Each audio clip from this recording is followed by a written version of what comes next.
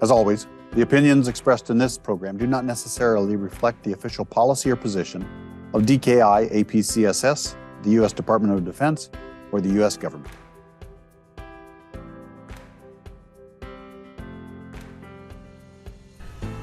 If India and China decided not to buy Russian energy, I think that could have a major impact on the willingness of Russian leadership to continue the war, because as long as they are getting the finances and they can pay for the war, they will do that.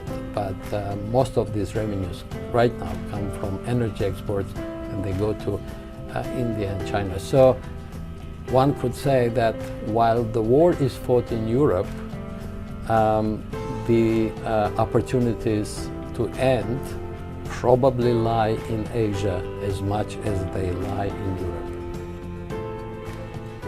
From the Daniel K. Inouye Asia-Pacific Center for Security Studies in Honolulu, Hawaii, welcome to another episode of the Security Nexus Webinar, where we explore the most pressing security challenges and geopolitical shifts shaping our world today. I'm your host, James Minnich, Colonel United States Army, and professor here at DKI APCSS. It's a pleasure to have you with us for this insightful conversation in episode 16, the Ukraine War, Global Power Shifts, and Security Implications for the Indo-Pacific.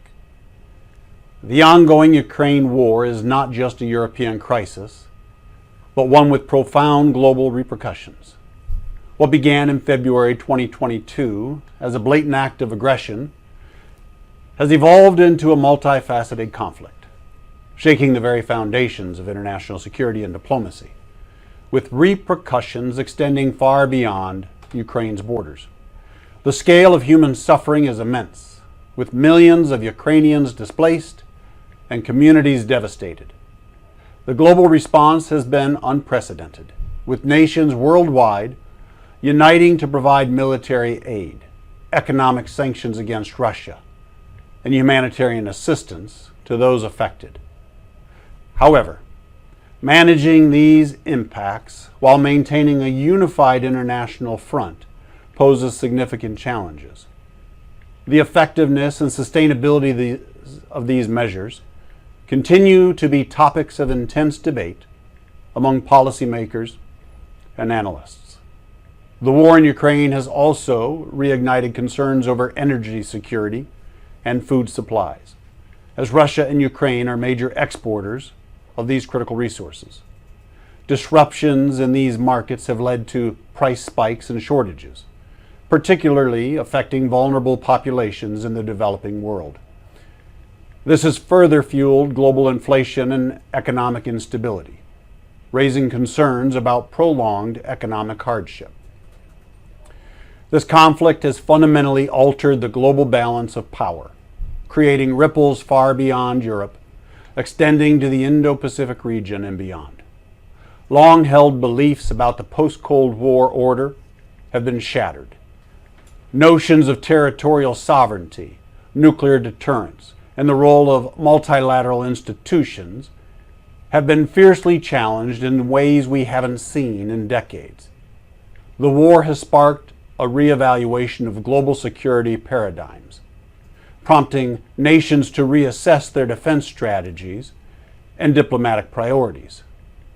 For nations in the Indo-Pacific, the Ukraine war serves as a chilling reminder of the fragility of peace and the ever-present potential for conflict.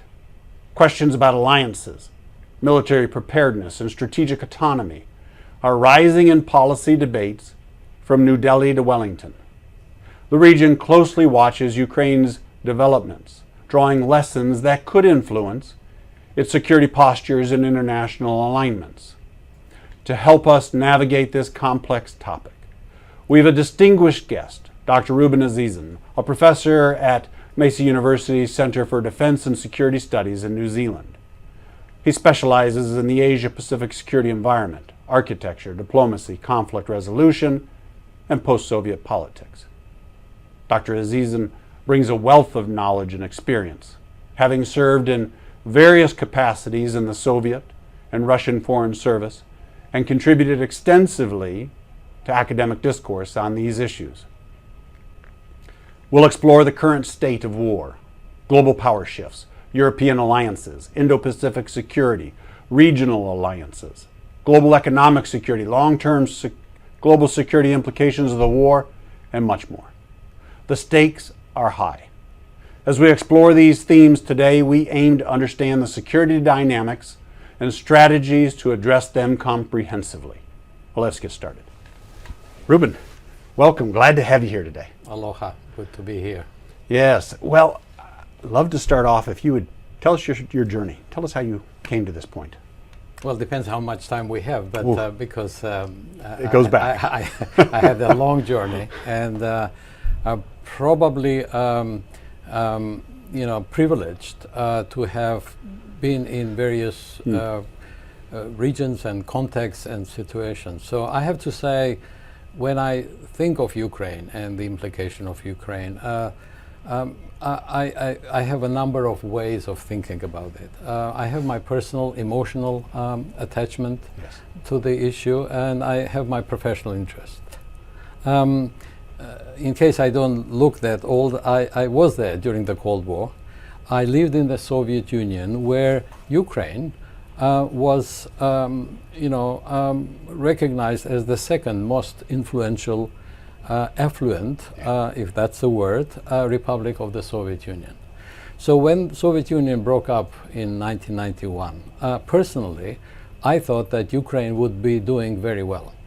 It had the potential, it had a very hardworking population, that stronger individualistic, perhaps, capabilities than some other groups in the Soviet Union. And yet what we are seeing from the 90s is a period of Ukrainian struggle for their future. It has been very uneven, and I start there because we can't understand really the root causes of the current problem in Ukraine without understanding the evolution and the problem starting. And finally, Ukraine democratic ambition and aspirations prevailed through mass popular movements, which of course led to deterioration of relations with Moscow and Russia, which by that time was ruled by a leadership that was not keen on democratic transformation. And this is how we starting to see this clash. So when there is oftentimes a little bit of a sarcasm about this tension between authoritarian and democratic values, I say, well, yes, it's not that simple. We live in a world of geopolitics, of national interests that not always align with the right values. But at the, I think one of the root causes of what we're seeing today, and there are many, theories about this, and of course in this part of the world, in Asia-Pacific, we often hear that, Ukraine war is just another, example of superpower intervention. This is pure geopolitical issue. The NATO shouldn't have expanded and all of that. But I would argue with that I would say that I think at the root of the whole thing is aspiration of the people. So I would, I understand the logic of people in the realpolitik who talk about these factors of international power rivalry and all that, but let us relax a little bit from that and think of people and their individual interests. And I think overwhelmingly Ukrainians want a different country. They want a free nation. They want their own identity away from that being part of the imperial kind of domain. So I have seen that. I have seen that personally. I have professionally followed that. And I hope that there is a good and positive end to this. But that is my kind of, if you want, personal, emotional involvement. But in a professional sense, I would say that we still talk regularly about rules-based international order. Yes. We often don't precisely define what we mean.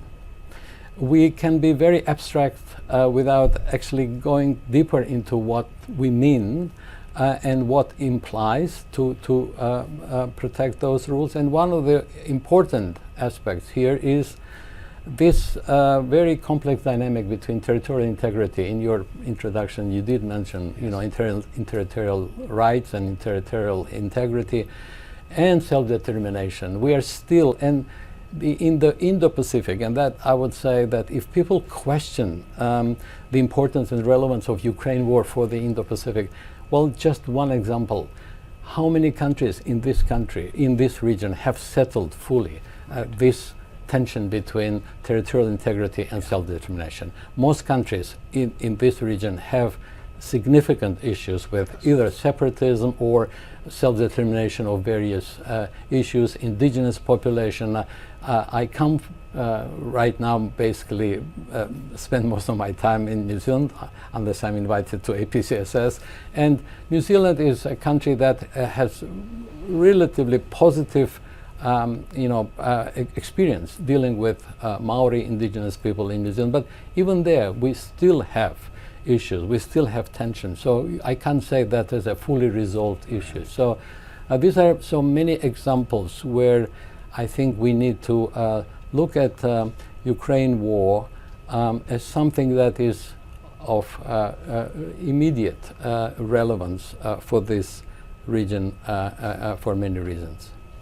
Rouben, thank you for locating today's discussion at both a personal and a professional position. It reminds me of the true understanding that you bring to this issue. I have listened to you talk on this issue before.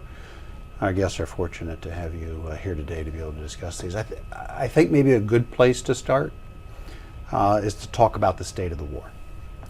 Ukraine's battlefields have become a testing ground for new military tactics and technology, but at the same time, and the war's impacts on territorial control and international alliances like you're speaking, I mean, these continue to evolve. So here's the question. What recent developments in the war are most likely to influence the conflict's outcome? And then let me ask, how might they reshape the political landscape in Ukraine and beyond? Let me begin maybe with February 22 and since then, and what are we seeing? Okay. And I have to say that we call it a war, but my definition of what's happening in Ukraine includes elements of war, but also elements of diplomacy, and elements of information policy and activity, because as we see, the dynamic in the war has changed. First, we heard alarm bells about whether Ukraine can withstand an aggression from an overwhelmingly well-resourced and formidable, militarily well-prepared adversary. And we all know the stories about the 3-day kind of takeover, which didn't happen. Unfortunately, after underestimating Ukraine's resistance, I think the international community, and Ukrainians too, I'm afraid, underestimated the ability of the Russians to regroup, to learn lessons, and start a new offensive. And that's what we are seeing now. Yes, of course, the recent relative success of the Russians on the battleground has to do with some delays in supplies of ammunition from the United States, in particular to Ukraine. But I think it has also to do with other challenges that Ukraine experiences, because the war is about weaponry, the war is about people, and the war is also about diplomacy. And so in looking at all three, we see that in terms of weaponry, Ukraine has been able to develop some of their own weaponry in anticipation of supplies, which is the drones that reach thousands of kilometers and attack important infrastructure. I have to say that, going back to my initial assessment of Ukraine, Ukraine was one of the most significant military industrial complexes in the Soviet Union. Now many lament about the mistake Ukraine did when they agreed to a Budapest memorandum and gave up the nuclear weapon. But even without that asset, Ukraine was a major weapon producer, and it has the scientific basis for that. So on the weaponry side, I see Ukraine is evolving in developing, but so is Russia as well. Russia still gets supplies from China that are of dual kind of purpose. I think there is still, evidence that some of the Western technology is still being infiltrated into Russia and all of that. So yes, there is a competition of smarts of the weaponry and who outsmarts the other one, and I see both countries making some progress there. When it comes to troops, definitely Ukraine is experiencing significant shortage, yes. And thus we hear they are making some recent quite controversial decisions about trying to bring back Ukrainians who are currently of the draft age overseas. This has led some issues and tensions. Russians do have also issues, but there are a couple of things here. Well, there are more people in Russia. They are offered some incentives, and I'm afraid the Russian side is not so much worried, the government, about losses, the way Ukrainians are, who are really caring about their troops. And then comes diplomacy and political unity. When it comes to diplomacy, NATO has, I think we are seeing a revival of NATO, we're seeing an expansion of NATO with Finland and Sweden, but we're also having some issues with that.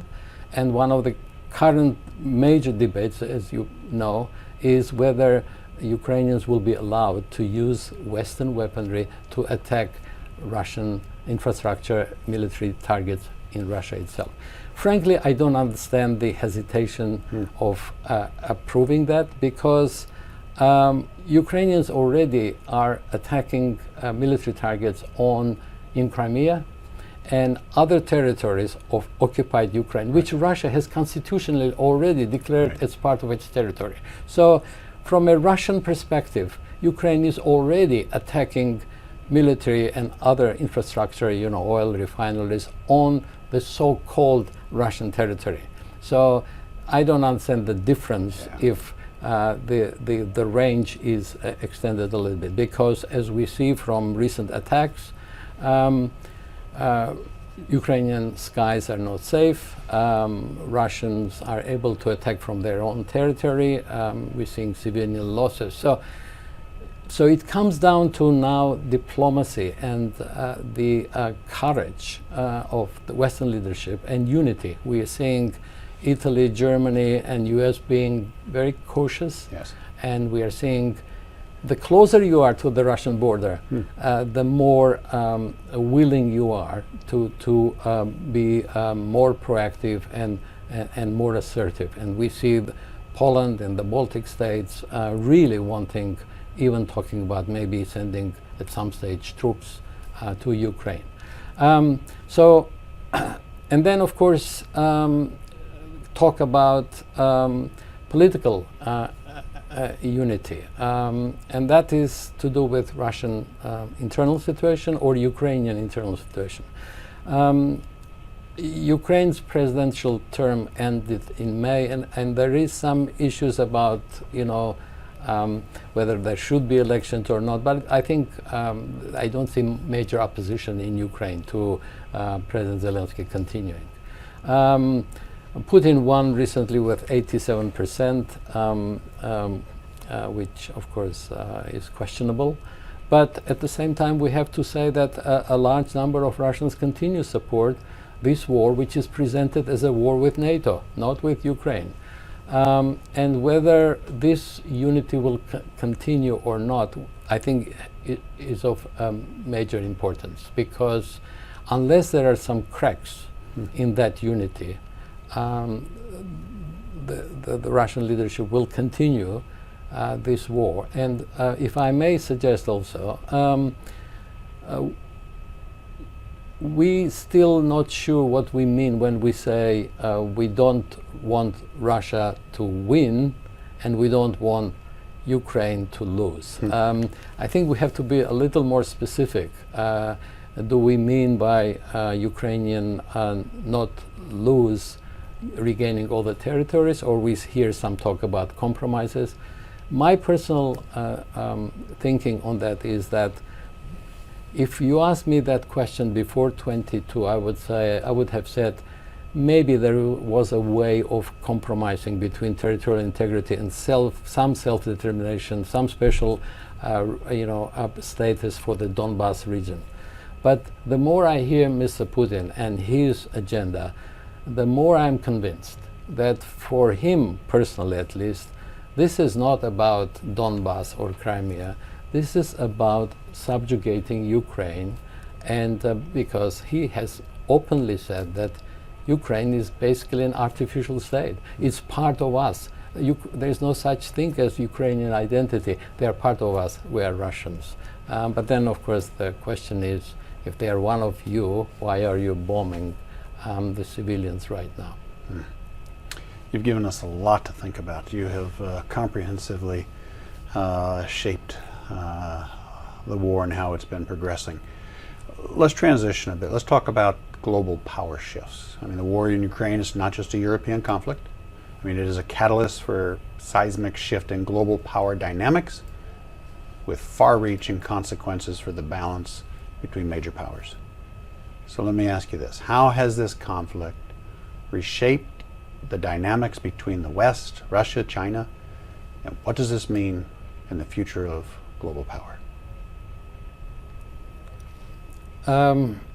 Definitely, I think we are seeing major shifts in the balance of power. And one of the reasons for President Putin to start the war was actually to influence that shift in favor of Russia. Some of his, rhetoric and bitterness was that Russia wasn't taken seriously, that NATO expanded, that Russia needs to regain its role as a major power. What we are seeing as a consequence of that is that Russia is becoming less influential, except of certain pockets of the world where Russia still has influence and exploiting some vulnerabilities of certain countries, like in Africa. And Russia is becoming more and more dependent on China. So we are seeing a strengthening of the Russo-Chinese axis. But I think what is happening is the dynamic is changing. If before the war there was certain complementarity between the two, I would suggest that China was the geo-economic influencer, whereas Russian diplomacy was still quite proactive in different parts of the world, and whether it's Iran or the Middle East situation, Russian leadership was consulted as part of the process. So this complementarity, in my opinion, is evolving into kind of a situation where Russia is more and more dependent on China, and that will have its implications.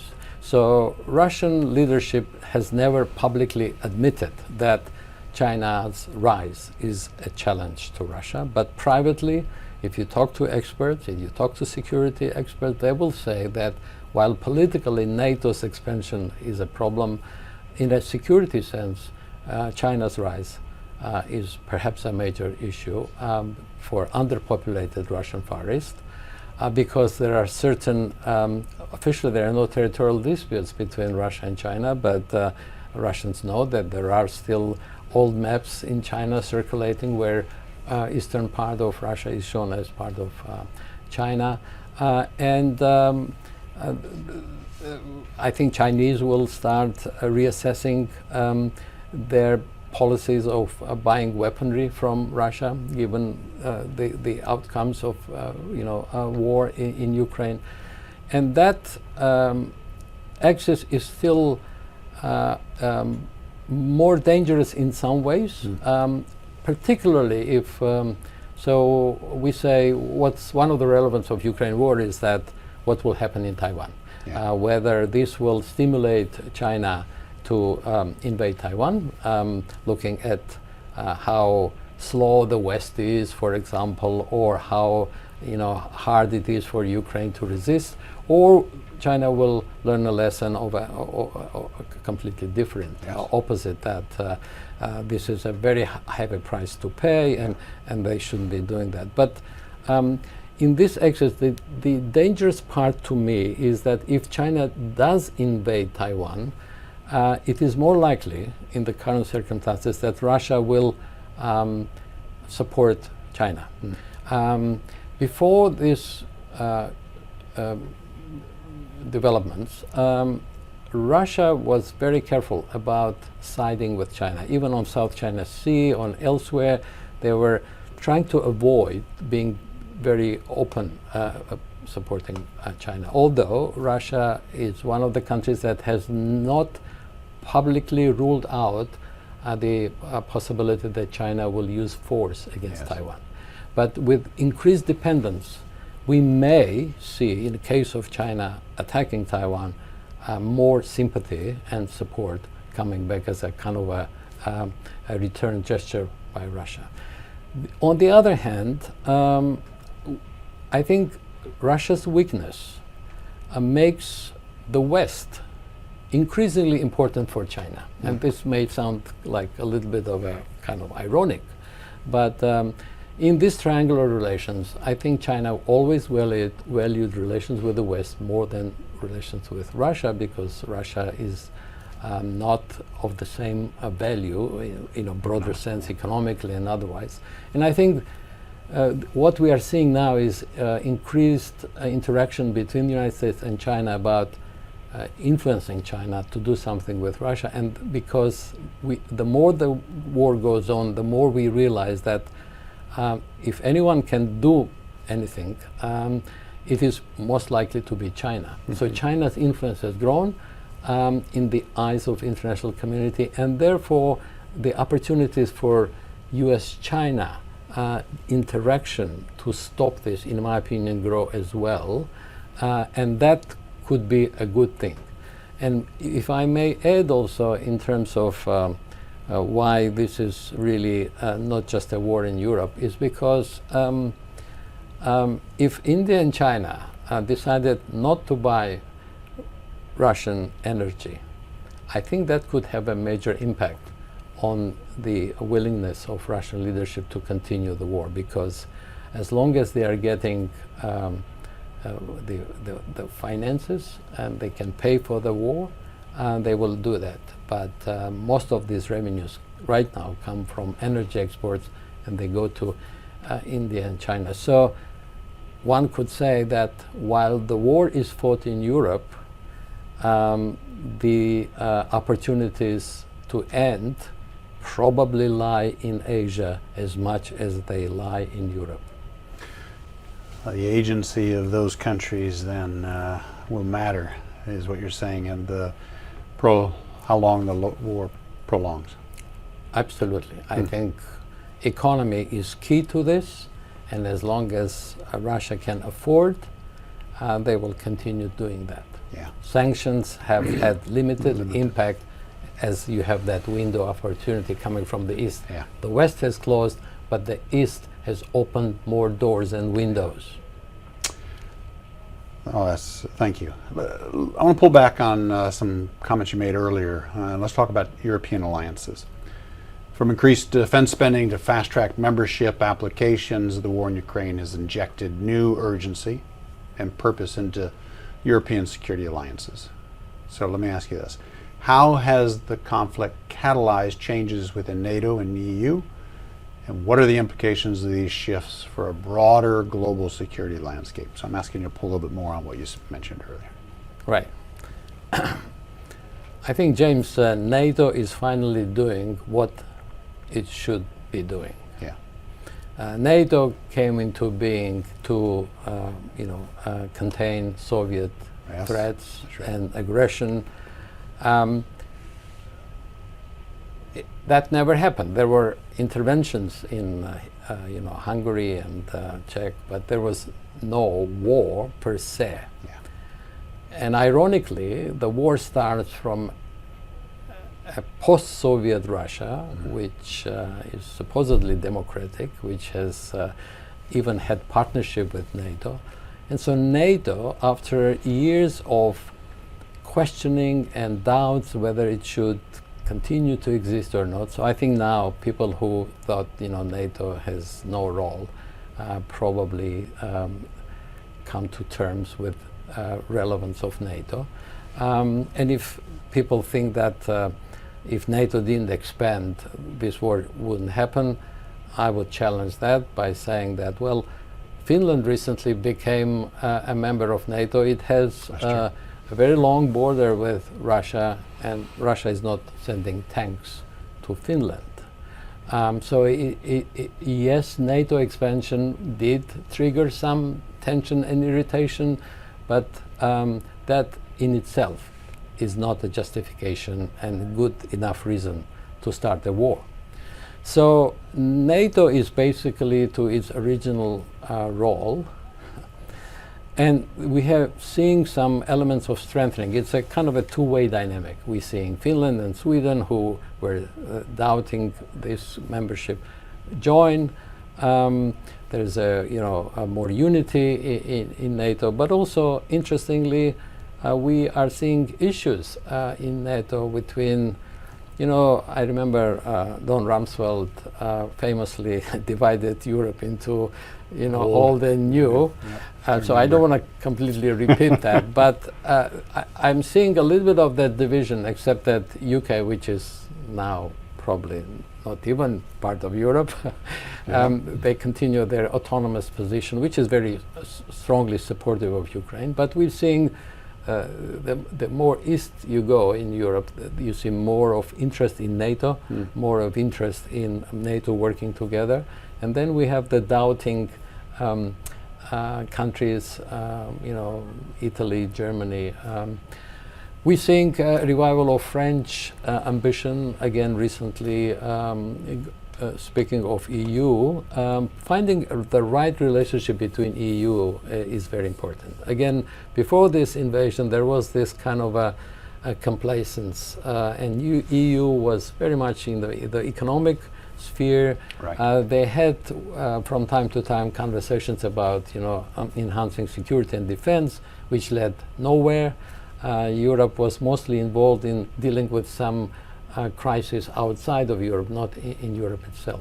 But I think we are hearing more and more suggestions that Europe should be more assertive, more proactive. It has in part to do with uncertainties of politics in the United States. And I think, I think I was listening to President Macron recently, who said, look, we shouldn't be looking at America all the time. And I think that's a good thing for Europe to start looking after themselves. It doesn't mean in any way that Europe and the United States shouldn't cooperate, but even in change of leadership in the United States and President Trump become again, I think a stronger Europe would be less of an issue with Trump administration. And there is a way of some kind of a complementarity between two. EU does not have to be a replica of NATO, but EU could provide the capabilities. It could look into defense modernization and military technology development. So in other ways, become more of a resource base for NATO, and also perhaps develop some kind of defense and security arrangements within itself. But this is a wake-up call. Yes. Ukraine war is a wake-up call for Europe, and the need to make NATO more efficient, effective, but also revisit EU. And reassessing the role of EU has another advantage. A number of countries, the new democratic nations aspiring to join NATO, and Ukraine is one of them, and it could be that they may not be ready for NATO, but they could be ready for EU for political and other reasons. And if EU is paying enough attention to security and defense, that could be temporarily accommodating to those interested countries who cannot be taken into NATO for various reasons, but EU could be a softer transition to that eventual role, or if EU is, quite security and defense prepared, that could be it. Very insightful. Let's come back to this region and talk about Indo-Pacific security. I mean, thousands of miles away from the Ukraine conflict area. I mean, that conflict still sends or is sending, ripple effects through this region. As countries here, I mean, they reevaluate their own security strategies and their alliances. So here's the question. How has the conflict impacted the perceptions and defense priorities in the Indo-Pacific, and what key takeaways are emerging for regional powers here? I think definitely the region is following Ukraine developments. Now, how closely they do that, or how closely they are involved, varies. There are different ways of compartmentalizing or grouping those countries. Yeah. In terms of the immediate response, most of the countries, well, shall I say, 140 plus countries in the world condemned Russian invasion in the United Nations General Assembly vote. And most of the countries in this part, in Indo-Pacific, also condemned. But of those who condemned, some have imposed sanctions. Now, whether sanctions are working or not, to me, this is important, but this is not the main purpose of sanctions. I think sanctions also send a political message. It's a moral decision. Yeah. And so if you're not sanctioning, that's because you may say, I'm not strong enough, I don't have the resources to sanction, or that shows a certain inconsistency. You condemn in the United Nations, but you don't want to be either impose sanctions or continue to put pressure on Russia to do something about that. So, and that is the my disappointment. I hear often that we're small nations, we can't do much, but I don't know, maybe I'm naive. But unless smaller nations and middle powers are more assertive, and they, I'm not suggesting a non-aligned movement or whatever, but groupings of countries that could start influencing the major power domain, we won't see much progress. Sitting on the fence and waiting until the big boys, girls sort it out between themselves, I think is unacceptable today. We are talking about a major war, a possibility of nuclear war, in fact. So we need to be more involved, all of us. So what are the strategies I see? Well, some countries are starting to rethink their posture and starting to seriously consider joining some alliances and partnerships. I mean, I give you an example of New Zealand, which is right now looking at whether they should join AUKUS Tier 2, it's called, although some say there's no tier. Yeah. Once you join, you join.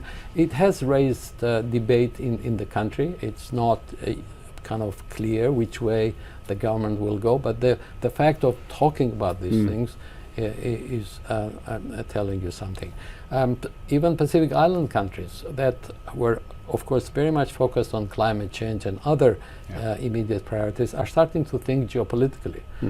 I had conversation with some of our Pacific Island colleagues, and they are starting to think about even starting from do we actually even educate our public on geopolitical issues. Geopolitics was something that wasn't even present in the vocabulary of this leadership. And now we see China and the Solomon Islands and all that. So we are seeing this, and PNG signed defense agreements with Australia and starting to think about what to do. I will not rule out that some countries whether it's in this region or elsewhere, start thinking whether they learn from a mistake of Ukraine of surrendering nuclear weapons, and maybe starting to look at some options of containment. Defense spending, I think, and will probably grow in certain countries as they see this impact of wars happen, and wars can happen in this part of the world, and of course South China Sea, Taiwan, North Korea. Look at North Korea. North Korea, we were so worried about North Korean nuclear program, then I think maybe we underestimated North Korea's broader international role. They are providing munitions to Russia right now, and in exchange, most likely getting some support in terms of their technology development. I wouldn't rule out the nuclear.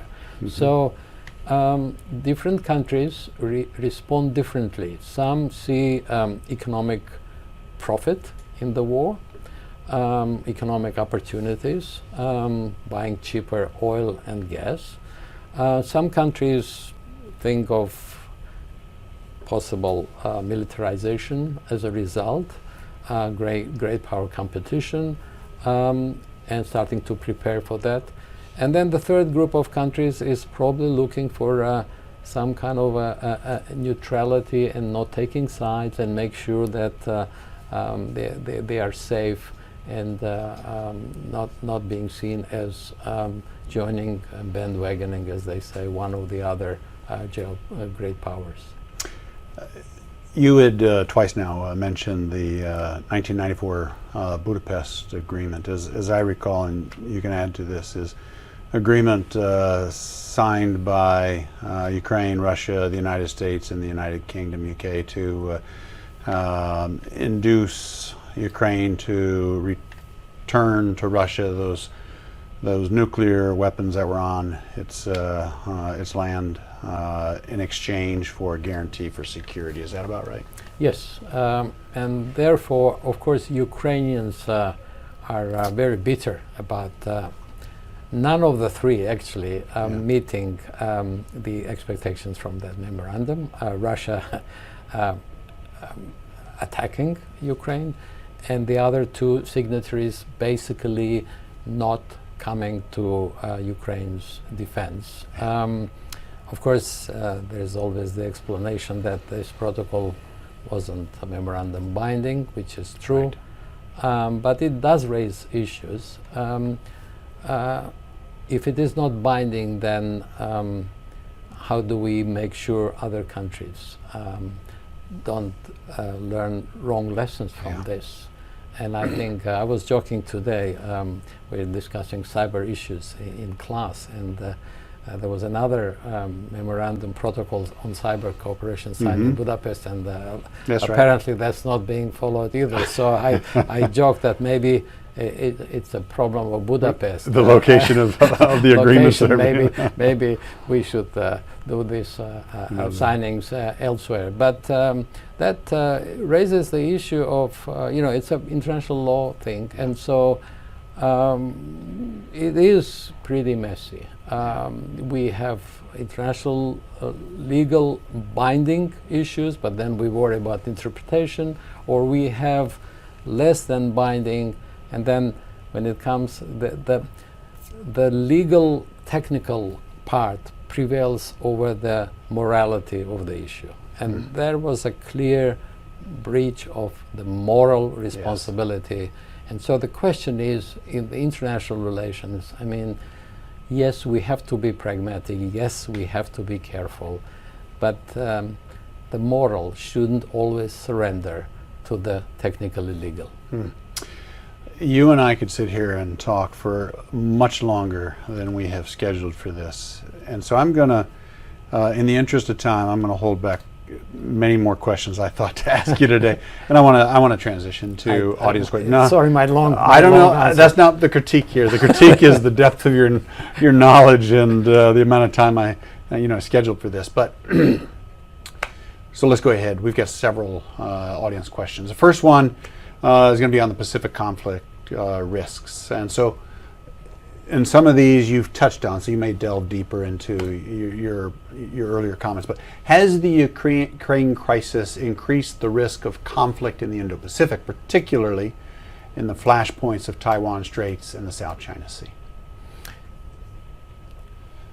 Well, I don't want to sound diplomatic, but it depends on what are the lessons learned from this, right? And I can see some learning a lesson that, look, conflict is pricey, conflict is messy, it leads to losses, so maybe we should try another way, try a diplomatic way. So I'm hoping that there would be responses to that. But at the same time, definitely that tension between territoriality and self-determination is not going away, and I can see also that different parties are trying to exploit this in different ways. I mean, I've seen one of the liberation movements, part of the liberation movement siding with Ukrainian self-determination, and the other one siding with the determination of Russian minorities in Ukraine. So each is looking at things to do. And what worries me a little bit is here that we want Ukraine to regain its territorial integrity. But we also want to make sure that this does not send a wrong message to the rest of the world and in this region that territorial integrity at any price is good enough. We have to have a place for minorities and others to exercise their self-determination. I'm not suggesting secession, I'm not suggesting separatism, but if you don't do that, if it is territorial integrity at any price, and that is the only way to solve issues, we will end up with more challenges and issues. And that is where I'm seeing the discourse right now. We have to be careful. Now I have to mention my kind of the case of, I come from Armenia, right? So, I know that Armenian leadership was looking at the Ukraine situation, and they were like, well, it looks like the slogan of the day is territorial integrity, and we don't really, not a good chance for us to continue to support the disputed region of Nagorno-Karabakh in Azerbaijan. But then what happens now is Azerbaijan has regained territorial integrity. But as a result of that, 100,000 Armenians left the disputed area in 3 days' time, and they are gone from the region. So we don't want that kind of outcome. We want countries that legitimately claim territorial integrity to gain that territorial integrity, but it shouldn't be at the expense of 100,000 people basically having to leave your country.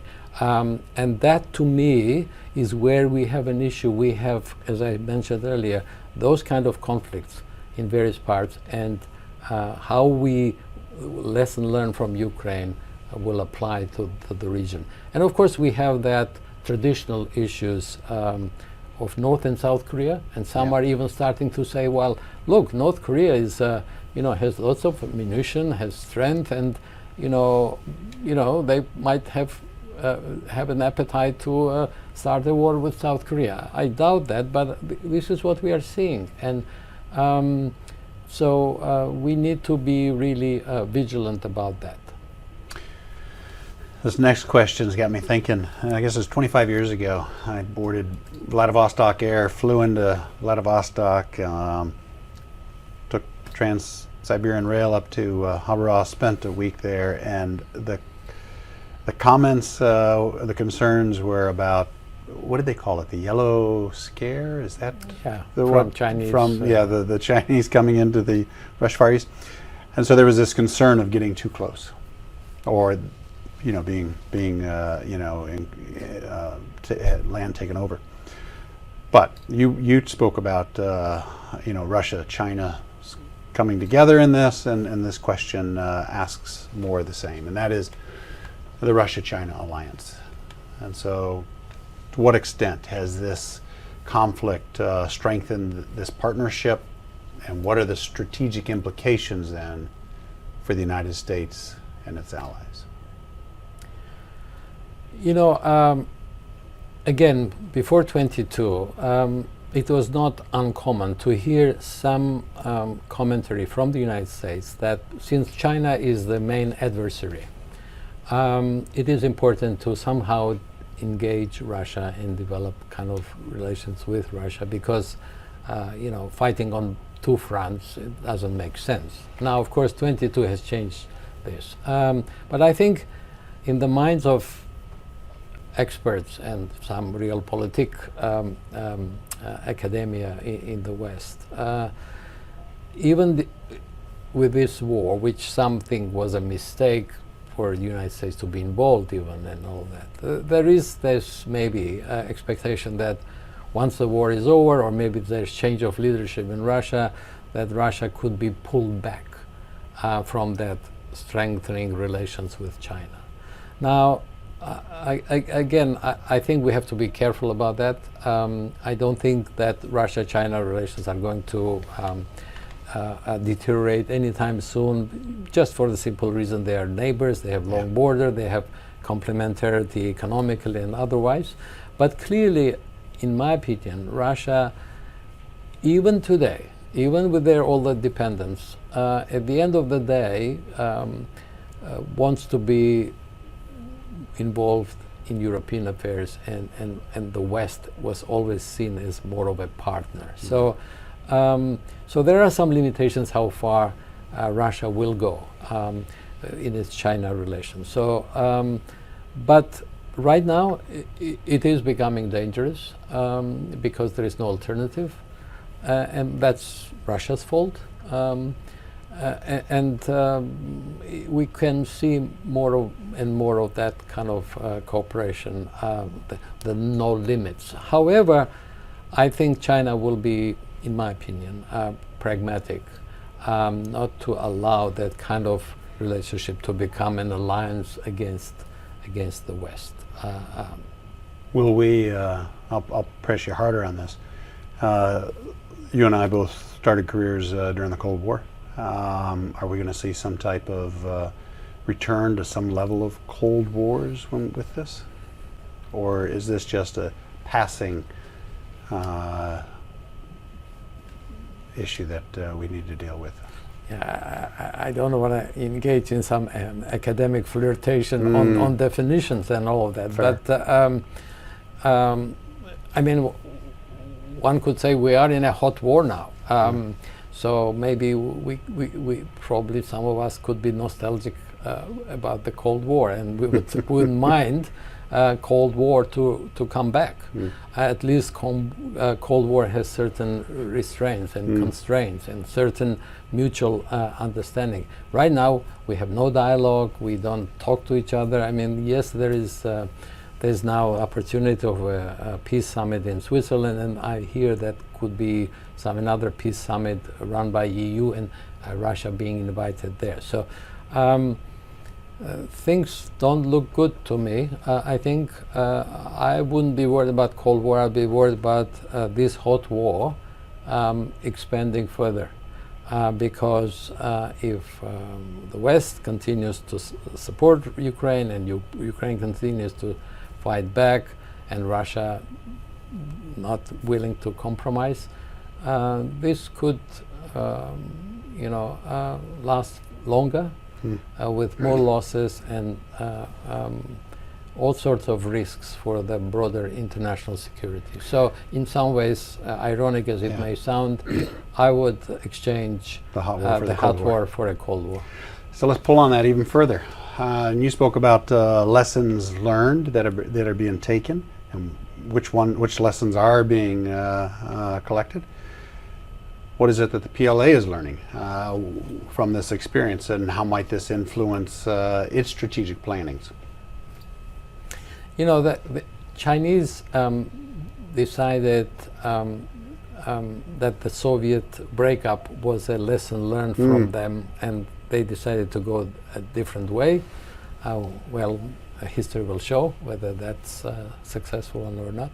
From this military war, I think, in my opinion, I do occasionally read English version of Chinese assessments, I think they are showing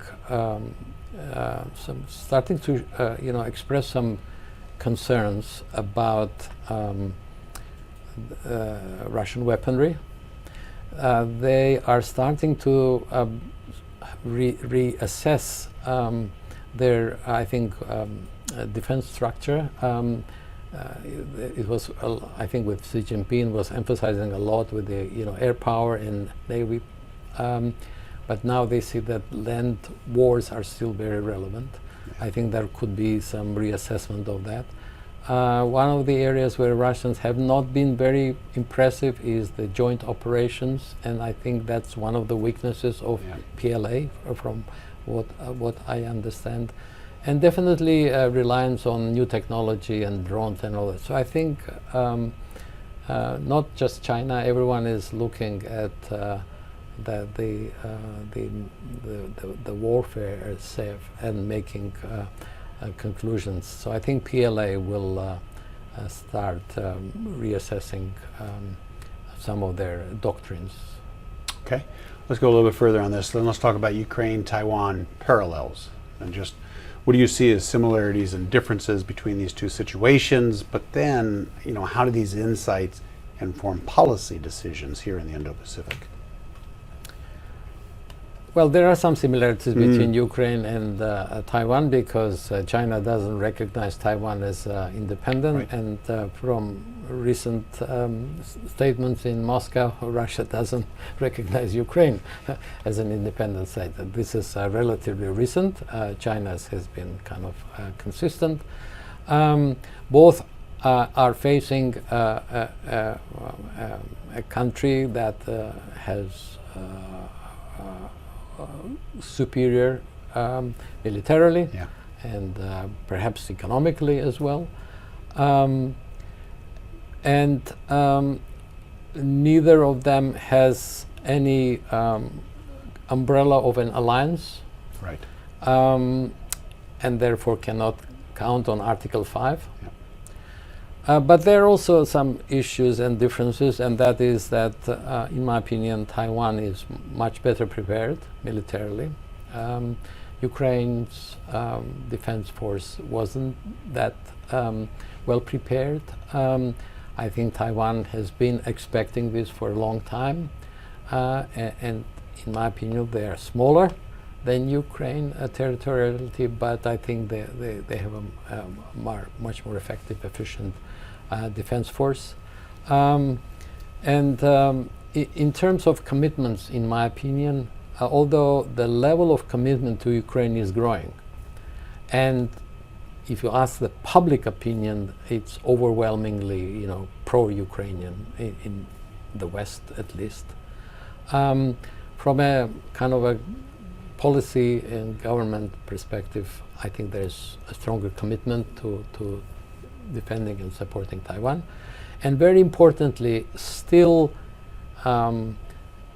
China is seen as the main adversary, not Russia. And therefore, what China does to Taiwan, and being the stronger power and all that, could have much more significant consequences than what Russia is doing in Ukraine. However, may I also suggest that in future, in our international security studies, we pay more attention to not only rising power, but powers that have been declining, but trying to reassert themselves. And Russia was, this is what happened with Western, I think, a response to Russia, slightly to digress.